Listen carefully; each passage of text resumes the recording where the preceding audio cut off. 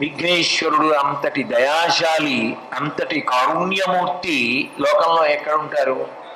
కేవలం గడ్డి పరకలతో పూజ చేసినంత మాత్రం చేత సంతోషపడిపోతాడు. అసలు ఎంతంత పెద్ద పెద్ద విఘ్నాలు కానివ్వండి, రెండు చేతులు కైమోడ్చి నమస్కరించినంత మాత్రం చేత ఒక్క గడ్డి పరక తీసుకొచ్చి అక్కడ పెట్టి నమస్కారం పెడితే చాలు, రెండు చెవులు పట్టుకుని గుంజీలు తీస్తే చాలు, ఒక్క సాష్టాంగ నమస్కారం చేస్తే చాలు, 4 మొట్టికాయలు తల మీద కొట్టుకుంటే చాలు, అపరాధ క్షమాపణ చేసేస్తాడు.